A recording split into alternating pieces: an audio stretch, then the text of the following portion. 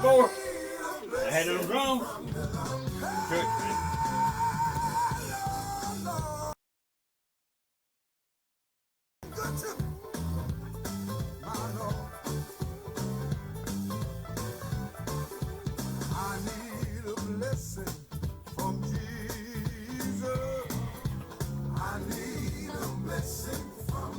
Somebody good to me, boy. I need a blessing from Jesus. I need a blessing from the Lord. Come on, Muncie. Well, I need a blessing. That's so. I need it up and down the road. I need you to be with me, Lord, everywhere I go. I need your loving arms wrapped all around me. Because as long as I know I got you, Jesus, I'm walking in victory. Hey! I need a blessing from Jesus. I need a blessing from the Lord. You've been good to me. God Almighty. I need a blessing from Jesus. I need a blessing. Come on, chat. I need a blessing from Jesus. Need a blessing from the Lord. Need one blessing from Jesus. From the Lord. From the Lord. Been mighty good. From Jesus. Mighty good, y'all. From the Lord. Anybody need Jesus? From Jesus. Anybody need Jesus? From the Lord. Anybody need Jesus? From Jesus. God Almighty. From the Lord. If you're bowing down, from Jesus. Call on Jesus. From the Lord. If you need a little money, from Jesus. In your pocket, from the Lord. Call on Jesus. From Jesus. Call on Jesus. From the Lord. Listen here.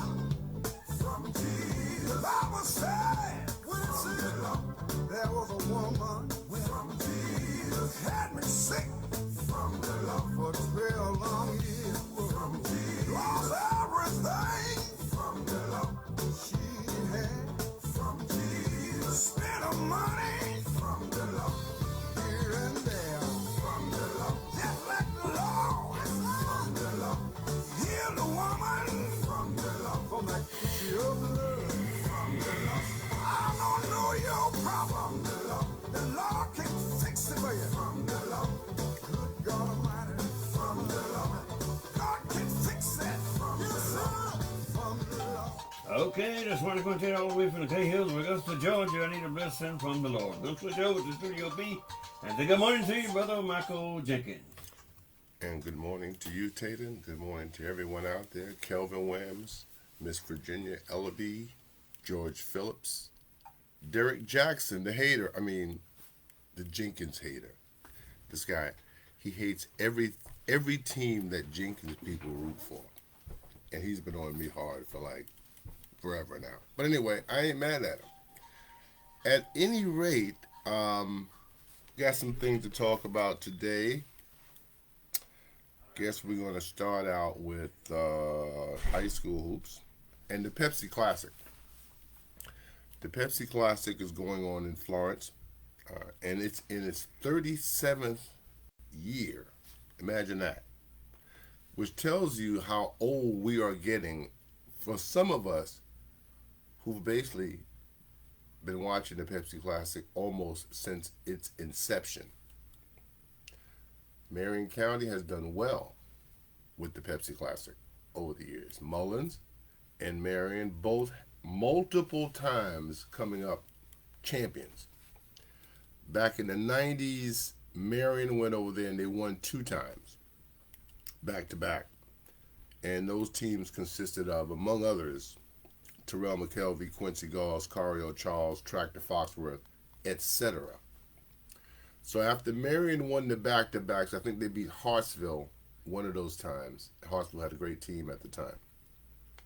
Mullins came on the scene with the likes of DeMonte Flagger, John Johnson, Ryan White, Alex White, Donald Harnett. And that was eventually the team that won the state championship as well. Turns out Mark Gerald's only state championship. But those teams went over there and really ran roughshod. Duane Flasher put up numbers that were astounding. Tractor Foxworth for Marion, he was the catalyst behind one of those wins for Marion over there, putting up yeoman's numbers on the boards and lifting the Swamp Foxes to the title. Terrence Scott, good morning. How are you out there? But yeah, so the Pepsi Classic has been cool for Marion County folks. I don't think any of them are in it this year, but the tournament has been a success. At one point, they were trying to compete against the beach ball, and that didn't really work. And so they changed their whole mindset and started thinking local. Chucky S. Jordan, good morning. How are you doing out there, buddy? And they changed their mindset to local, and the tournament has thrived ever since. Now, they're still pulling in some people from, not from here, but close by. But mostly, it's a South Carolina thing. And always having some of the local teams from the PD area sprinkled in. So, Pepsi Classic, I want to get over there. I don't know when it's going to be, but I think it started yesterday. So, if you're not doing anything and you want to see a little hoops, I'm pretty sure it's still happening at West Florence High School. And it's always a memorable thing to go over there during the holidays and seeing a couple of games, and really enjoying local high school basketball around here. Now, locally here, we have Marion and Mullins. I'll take a look at where they are right now. Mullins is really doing real well. I mean, that's to say the least. They're doing real well. They're sporting a record right now of 12-1 and unbeaten in the conference at 3-0. And that 3-0 number is very important. But looking at Mullins' schedule going forward,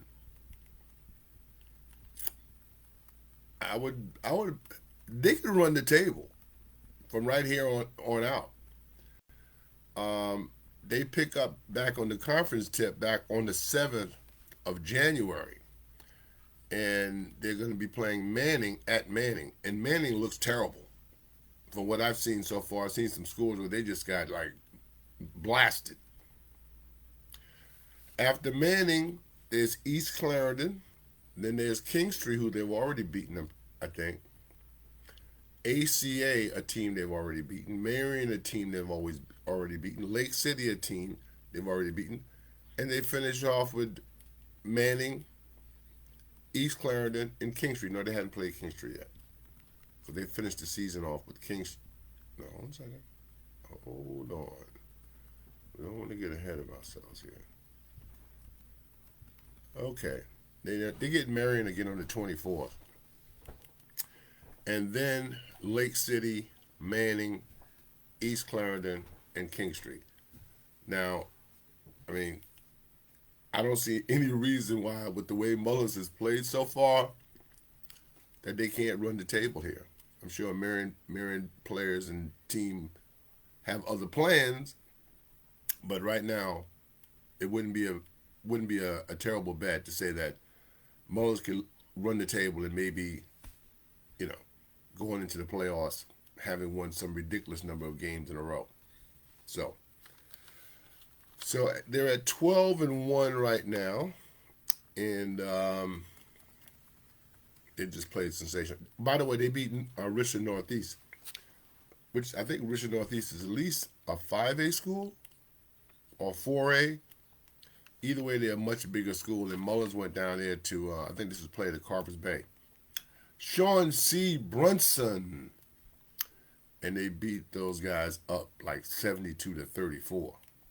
So, Mullins has been taking on all comers. Their schedule is tough, and they've been handling that schedule. The only loss came to Georgetown, and that's a little shocking to me since Georgetown over the years have been not good. But they got beat back on the 27th of November But other than that, they pretty much ran right through, just beating up everybody. Marion, on the other hand, is still having their problems.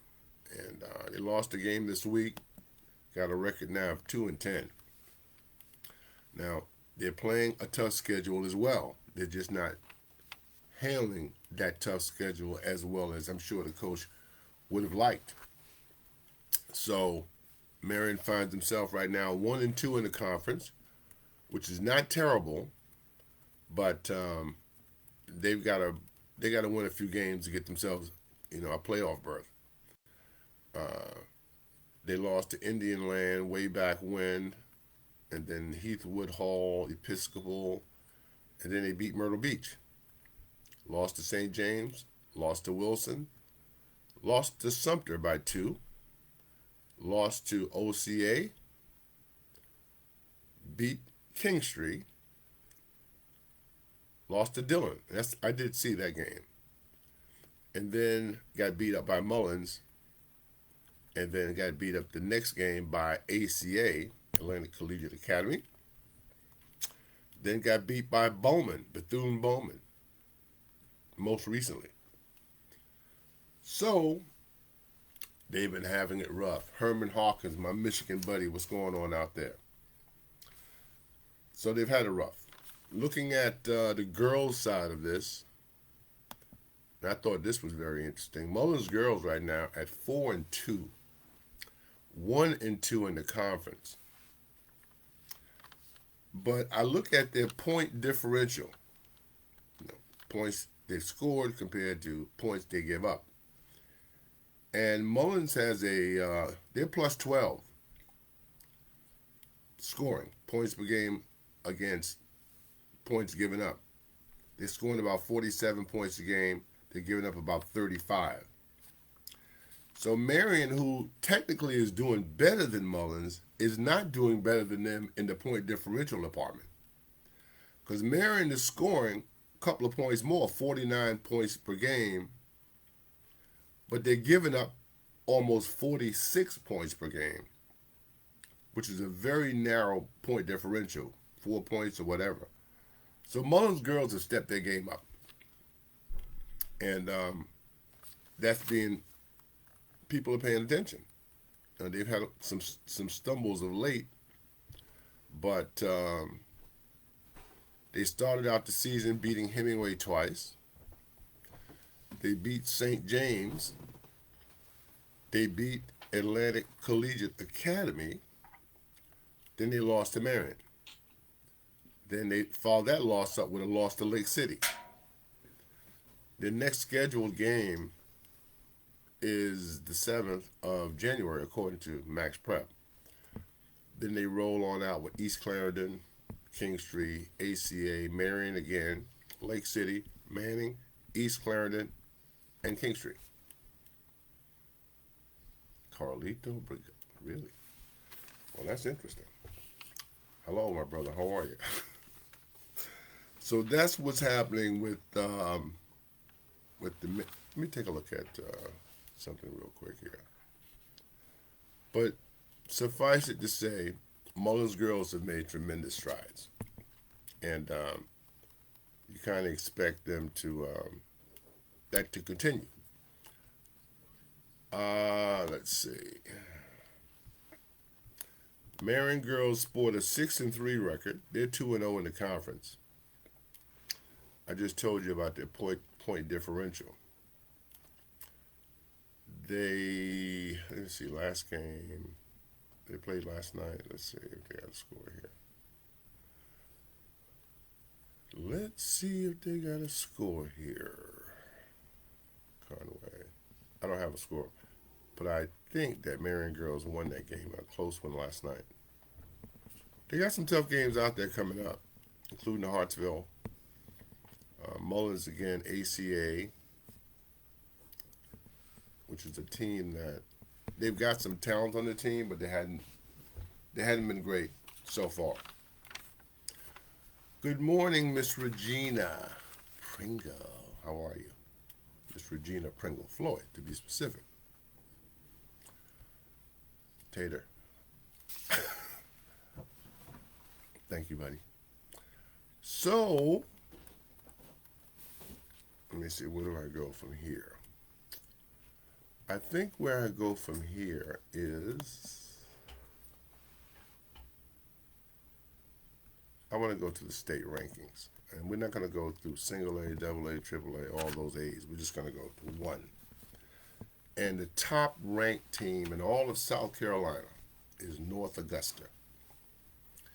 And North Augusta they didn't just start being good, they've been good for a long time. The girls team was dominant for like 5 years. I think they had a 4-peat or a 5-peat.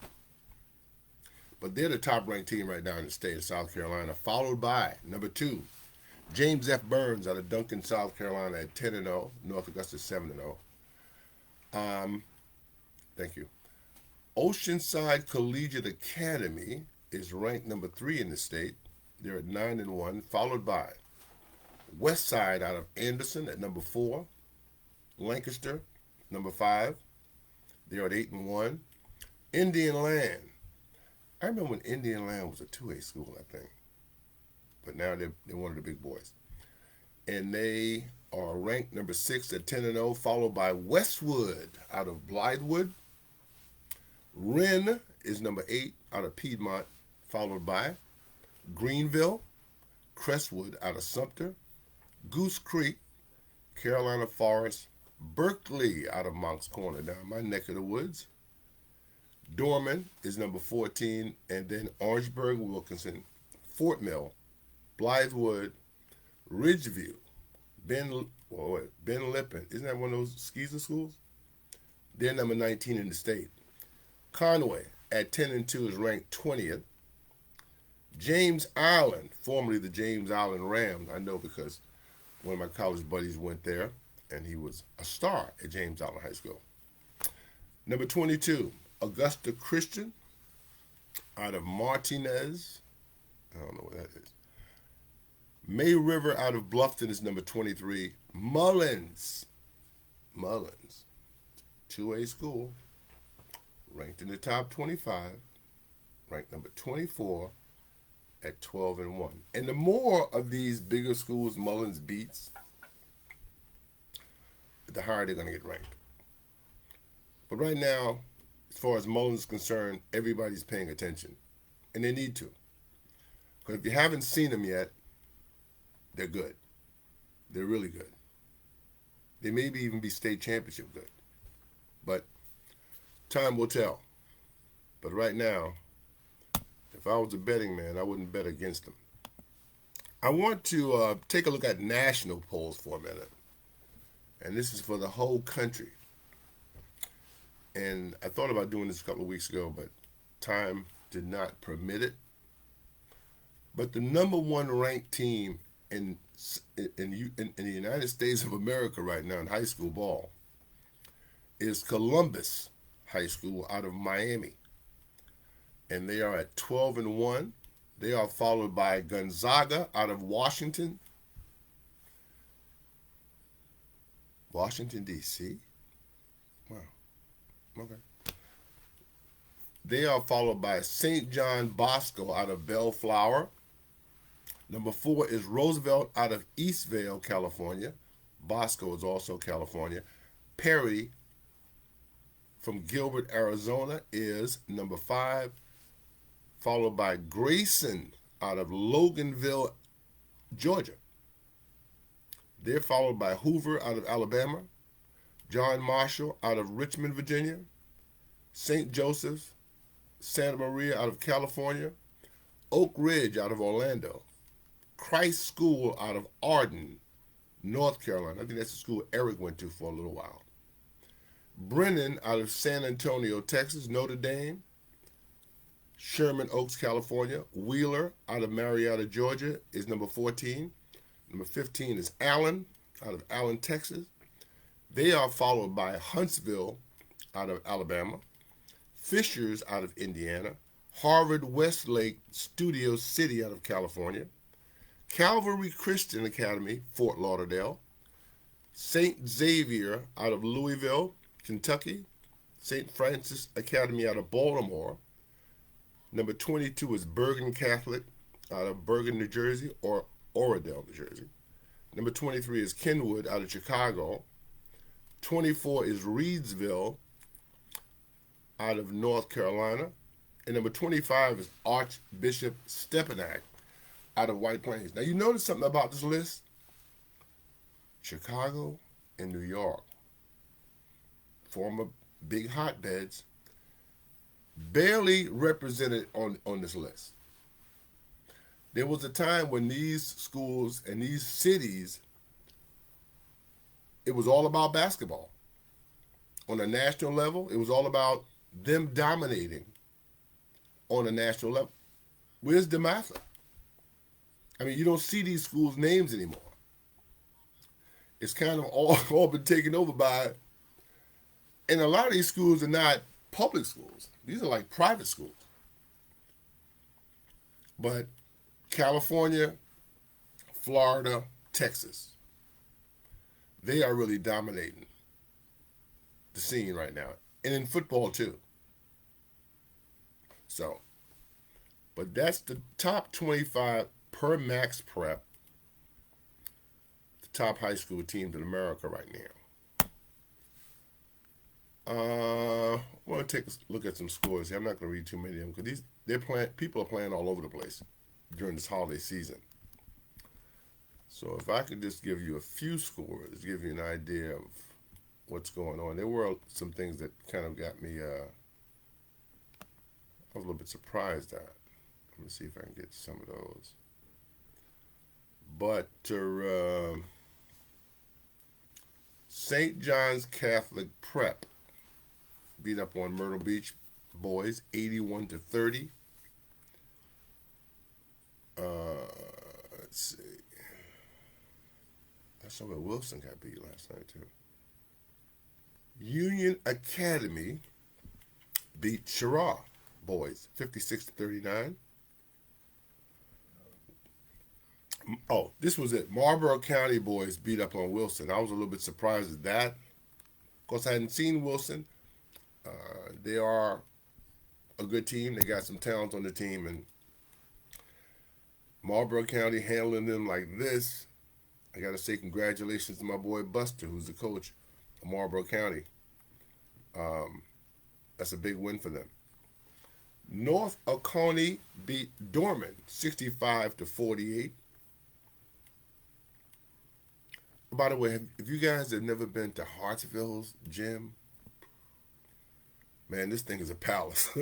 I went there several years ago, and they've got like the surround seats all around the place. Circle place. Hartsville paid its dues, and they won those back-to-back 4A state championships a couple years ago with Jalen Shaw and those guys. And I guess this is part of the bounty from that. A great new basketball facility, not just a gym, an arena. MacB beat Lee Central 64-53. Trinity Collegiate beat Wilson's Girls 56-48. Now Trinity and schools like that are siphoning off from the high schools over there, and kids are going to those other schools now. And the result is, all of a sudden, these skeezer schools are like a problem now. Brian Rozelle, my man, what's going on? Miss Michelle Carter, good morning. Goose Creek knocked off Boiling Springs 57-51, like a big 16 matchup. And this is Marion over Conway right here, 36-32. Pageland boys knocked off Hartsville. Considering how close these towns are, I'm sure that doesn't sit well with Hartsville people to get beat by Pageland. But, hey, Pageland got it done. Crestwood, John Morant School knocks off Timberland 54-48. Wow, Hartsville taking it on the chin, yo, because they just got beat by Lee Central boys 60-56. Crestwood Girls over Scotch Branch 57-36. White Knoll played at Lake Marion and got them 69-42.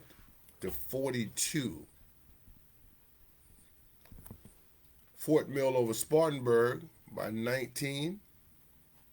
Somerville beat Westminster Catawba Christian by 8. South Point girls all over Darlington girls 73-35. Berkeley Lady Stags 60. Calvary Day 43. Dorman girls beat Monroe 62-52. Hartsville girls over Chesterfield 42-38. So those are some scores. Let's see, we got that. Yeah. So the Cowboys are out of the championship chase. They haven't been good all year. They did lose their quarterback. There's a guy who is a big Cowboy fan. That's probably the most annoying Cowboy fan who ever lived. He has what he calls a press conference every week. Pretty much win or lose. But I didn't see one for last week. And I don't think I saw one from the week before either. I know he's probably distraught now about it because, they've been taking L's. And I know one thing that really bothers him is when the Eagles and the Commanders/Redskins are doing well. And they're both doing well. The Cowboys are out of the playoff. So, no telling what they're going to do next. I'm not a Cowboy hater. I've always kind of liked the Cowboys. I can't ever call myself a fan. And I got a bunch of friends and cousins who are Cowboy fans, and I'm not mad at any of them. And I don't be having no beef with any of them. My son-in-law, one of the biggest Cowboy fans in the world. But there are some Cowboy fans who are really, really not good. Not fun to listen to. Not fun to be around. Now, I'll give you an example of what I'm talking about. There's a guy who does plumbing for me around here. His name is Gander. Now, Gander is the brother-in-law of Albert Lewis, or Ronald Lewis. Brother-in-law. Gander's cowboy hat is so old, you know this guy's a real Cowboy fan, because he won't throw that hat away. You don't hear him bragging. He's very realistic. Oh, the Cowboys are not going to do good this year. If they do this, if they do that. Totally different totally different approach to his brother-in-law, who is constantly screaming how great the Cowboys are. And when they turn out to not be good, and he's like a little puppy, he can't stand it. But Gander, on the other hand, is a guy who handles it because he never goes over the top. Now let's take a look at the Commanders for a minute. The Commanders have a quarterback now. They were very fortunate that this kid falls in their lap, and he's really good. They have something to build on. I knew Ron Rivera had to go, and eventually they sent him down the road. Now the Commanders are a threat. They're in this thing.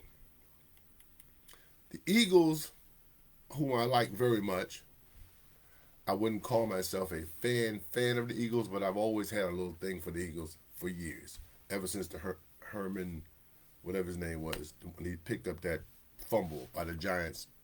I started really liking the Eagles then. Wilbert Montgomery, Harold Carmichael, other players like that way back. Randall Cunningham are reasons that I've always kind of liked the Eagles.